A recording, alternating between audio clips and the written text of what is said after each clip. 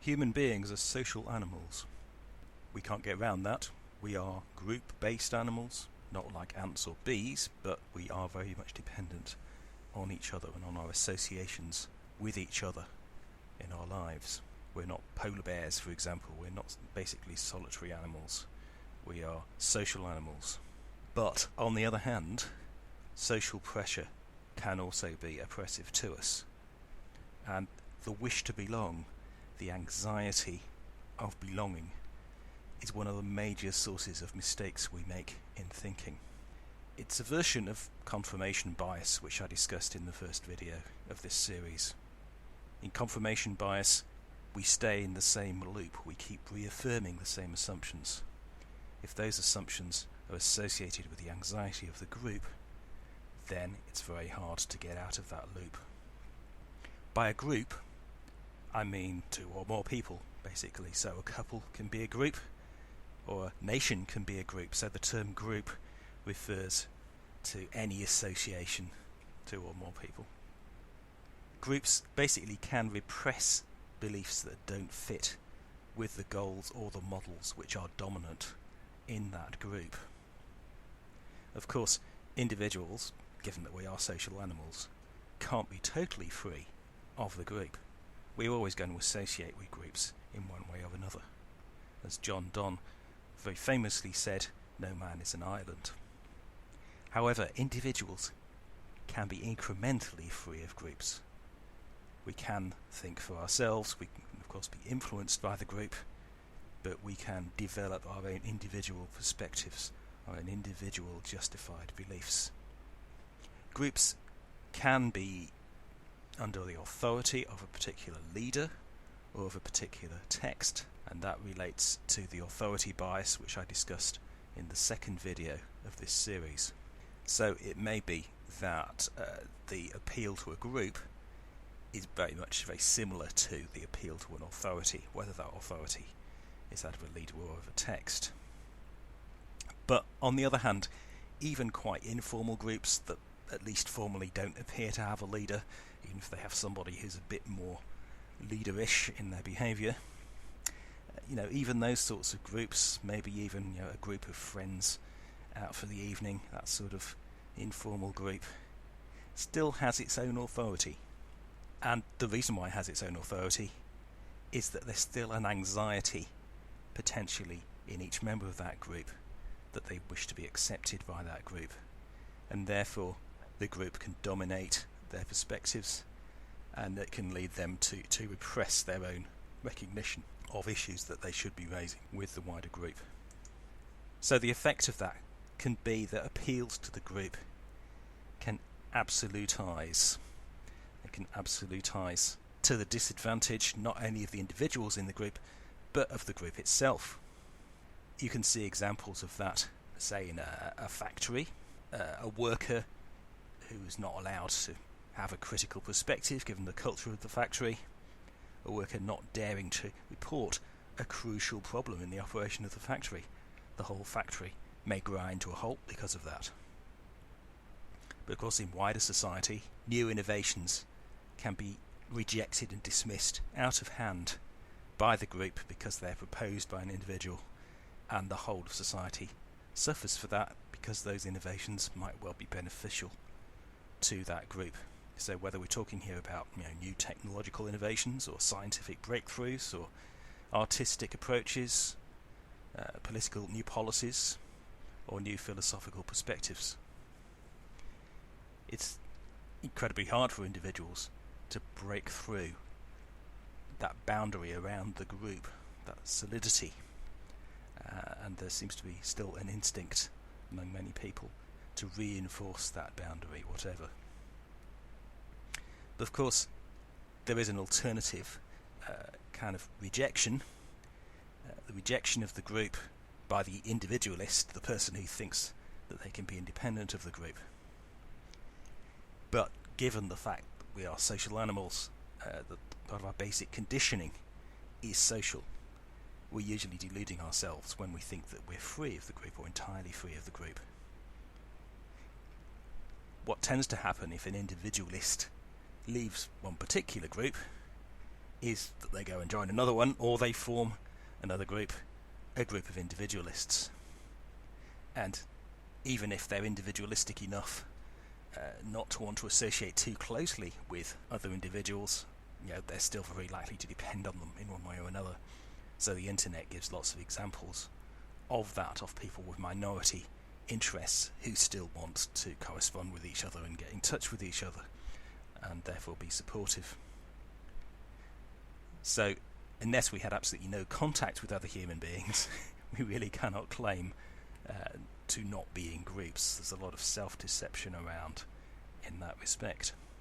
But it's not just a question of choosing between being part of a completely oppressive group on the one hand, or of leaving it and being deluded and forming a counter group, which is really quite similar in the end.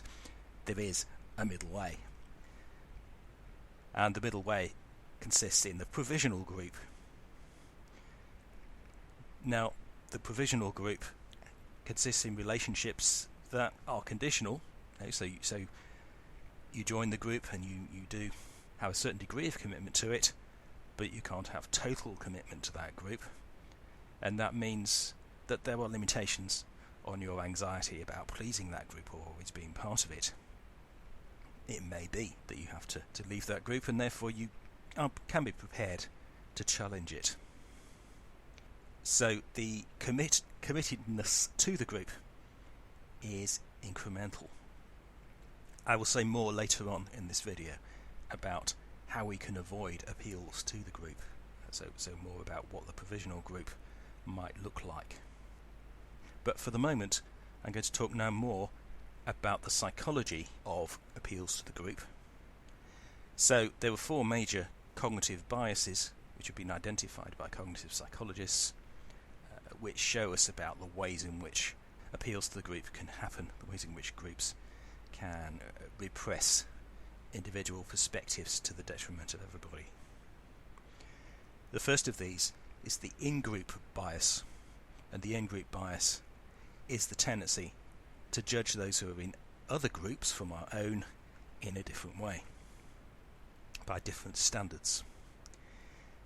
Now, this has been shown by psychologists to occur even when the groups we are in are randomly allocated. So you can separate it from issues like being concerned with members of your own family because you share genes with them, or members of the same work group or whatever.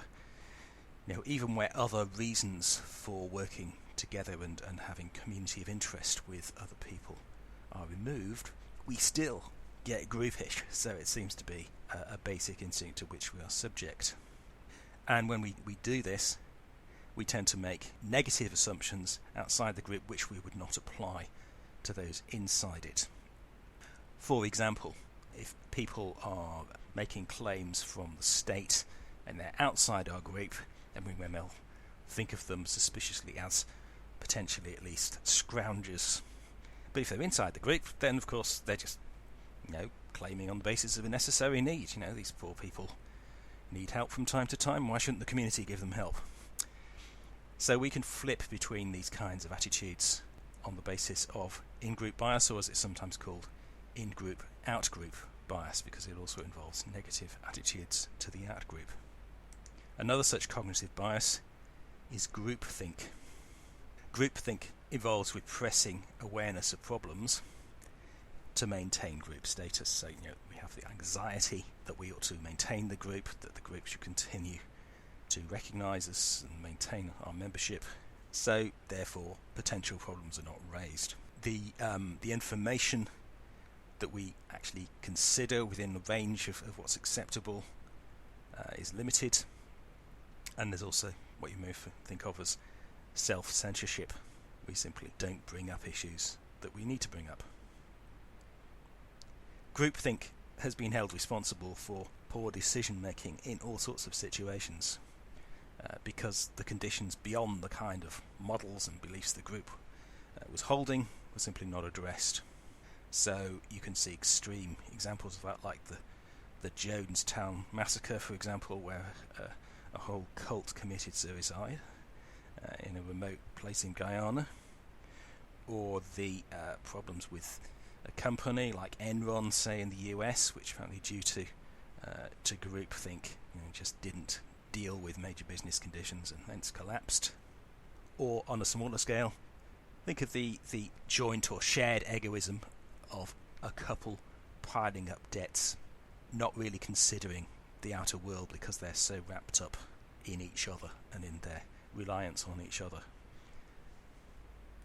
Another kind of cognitive bias which applies here is known as social proof. So where we use the group as a source of our standards rather than, the facts as we might experience them more directly.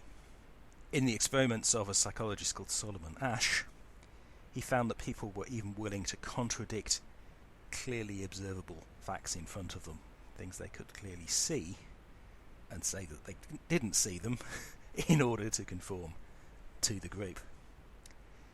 And you can see this historically, for example, in the time of slavery in the southern US in the 19th century. Whites apparently were willing to actually believe that blacks didn't have human attributes, that they weren't human, weren't fully human, despite the fact that on a daily basis they were encountering those human attributes. Similar things can be seen in the time of Nazi Germany in the attitudes of Germans towards Jews. So what's in front of your nose even can be contradicted on the basis of social proof. Of course, there is an opposite to social proof, which is pretending that social expectations have no effect on our judgments and that they can be absolutely objective, so to speak, in the philosophical or scientific sense. But obviously it is the case that social expectations always have an effect on our judgments, but that doesn't mean that we can't incrementally work to limit those effects of social expectations and to get beyond them. Another kind of cognitive bias identified by psychologists here is known as false consensus. And this is where the opinions and beliefs of our group seem so obviously right that we not only assume everyone shares it in the group, which of course they may not, but that everyone else, even outside the group, shares them. So if you think of the arrogance of empire, perhaps this is one example of it. So during the time of the British Empire, very often the British assumed that everyone shared the values of the British Empire, or if they didn't, then they would if they really understood it properly and knew about it properly. And the whole world would be grateful for British rule. And again, there's an opposite of that, which is assuming that nobody shares the opinions or values of the group, that we're the only ones with the truth and everyone else is against us. That could also be deluded. So those are cognitive biases identified by psychologists which are related to appeals to the group. But there's also a tradition in critical thinking, philosophical tradition, of fallacies which are to do with appeals to the group. And the classic version of that is the irrelevant appeal to popularity. So if the justification you give for something you're claiming is that because everybody else claims that, or everybody else in your group claims that, that's an appeal to popularity. So we assume that something is right because more people think it, in other words. So adverts may claim this, for example, that everybody, millions of people can't be wrong if they've taken out this particular kind of insurance. And this kind of appeal has even been used by the state. There are signs on British motorways now saying, "Take your litter home, other people do," which is apparently more effective than just saying "take your litter home." It's a bit of a shame that the state has to apply appeals to popularity to get people to take their litter home. Now, appeals to popularity are only wrong if they're irrelevant, so sometimes, of course, they are relevant. So if the number of people who believe something is actually part of what it is you're claiming, or part of the justification for it, then it becomes relevant. So, for example, if I were to claim that Labour are likely to win the election on the grounds that in opinion polls lots of people say they'll vote Labour, then of course that would be relevant. But in many other cases, the appeal to popularity may just be an indicator of social proof going on. So maybe it should make you more suspicious rather than less about the claim that's being made. That maybe it just hasn't been examined because so many people do happen to believe it. Of course, again, there is a reverse to this, the appeal to unpopularity. So the belief that a claim is necessarily true because it's been adopted by a lone maverick who must be right because he's alone. And that's often related to alternative sort of counter groups, groups of individualists, like those who take up conspiracy theories, for example. So they have a tendency to believe that their conspiracy theory must be correct because it's the alternative to the official version that everybody else believes. So that's obviously just as deluded as the appeal to popularity. We need to find a critical balance in our response to it. Linked to this is the appeal to tradition. Now, tradition is really just the habits of a group over time. It's the set of beliefs and practices built up by a group. Normally, a largest group like a nation or a religion, but you could have traditions even in a family, say, or a small group. So, appeals to tradition, for example, may occur in ritual, that we must always do this particular ritual in this particular way, just because that's how it's always been done. So you can see this in the state opening of Parliament in Britain, where Black Rod has to knock on the door to summon the members of the House of Commons to the House of Lords to hear the Queen's speech. Well, why does he have to do that? Well, it's just because they've always done it. There's really no other reason why he has to do it like that. So, the appeal to tradition, obviously, tradition can have benefits. Tradition can in fact be an adaptive response by a group to complex conditions.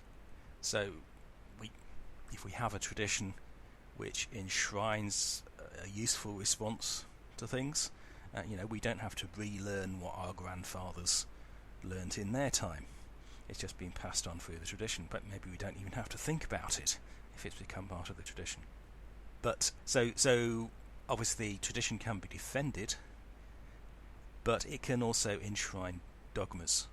So traditions may also involve ways of behaving or ways of thinking which are no longer relevant, or which were even oversimplifications when they started. They appealed to people in the past for the wrong reasons, and they're no longer helpful to us. So, on the one hand, you may get traditions which seem inefficient to modernise us today, but actually those inefficiencies are quite helpful because they give us a capacity to respond in a crisis. But on the other hand, there are many traditions which are just irrelevant, really. There's no particular reason why we should hold them, and our allegiance to them is often deeply unhelpful to us. And sometimes you can get them both wrapped up in the same kind of debate. I mean, there may be a debate about the British monarchy for saying, well, the monarchy is wrapped up in the British social system, and it's part of a very complex set of interrelationships, so we couldn't just decide the Queen's no longer relevant and chuck her out. Okay, so it is part of a complex system. We do have a justifiable tradition, maybe there, it's debatable, but that doesn't justify, for example, the excessive resources used by the monarchy. Why the monarchy needs to have quite such a big stipend and quite so many estates when they have huge private means as well. None of that is required by that role in tradition. Anyway, to go on finally to the ways in which we might avoid appeals to the group. I'm going to suggest 6 basic strategies to start off with from the viewpoint of the individual. I'll go on to the viewpoint of the group as well in a minute. So, one starting point, which perhaps doesn't occur to people very much, is solitary experience. Now, this does exist in the world's religious traditions particularly. So the ideas of the solitary retreat and the hermit do enshrine a useful perspective for avoiding the group mentality and the appeal to the group. So, solitary experience could mean just taking a walk by yourself, That's a starting point, or it might even in some cases mean a lengthy solitary retreat. But with that kind of time alone, you have time to begin to get a more integrated individual perspective, which enables you to get a handle on ways in which you may have been over-influenced by the group and to develop your individuality. So, obviously you can't go in for, if you've never done anything like that, you can't immediately go in for a month-long solitary retreat or something, but just taking a walk by yourself may be a step in the right direction. Secondly, self-awareness. So there are many kinds of practices that help to develop self-awareness. Meditation is one basic kind of label. There are also all kinds of physical practices like yoga and Tai Chi, which may help to develop self-awareness.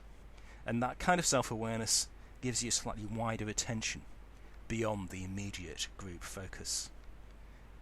So it seems clear that it's going to be the people with a bit more self-awareness who don't run with the mob, and go and smash up the shops. Those moments of crowd consciousness, and it's those who lack that kind of self-awareness who are going to be swept away by it. Then another strategy is varying between groups. So obviously we're all involved in groups of one kind or another. We may be involved in dozens of different groups, and in a way that's a good thing, because those different groups offer a perspective on each other. So try to avoid not becoming over-dependent on one dominant group. That's one of the dangers of exclusive religious cults, for example. They become really iron groups with very strong parameters which don't allow moving away from group rules, don't allow challenges and so on. But if you're a member of a religious group, then also be members of other groups which give you a perspective on that religious group. And that will also help to not be swept away by group consciousness. Mixed in with this, though, is also your confidence as an individual. Now, that's obviously a big thing which can't be developed easily. It's probably a matter, maybe partly of genetics even, but also of education and of training. But there are ways we can develop our confidence as individuals, which enables us to challenge the group whenever necessary. And a lot of our anxieties about the group are misplaced. So very often, for example, if you're afraid of bringing up a critical issue with your boss, you probably won't get sacked. Actually, the boss may even be grateful. So if we have the confidence to put aside those sorts of anxieties, then this is often very helpful. Linked to that is developing a critical perspective on the group, view whatever that is. So obviously we can get that from other groups, or we can get it from developing a critical perspective anyway, just thinking about what the other alternatives are and what justifications there might be for them.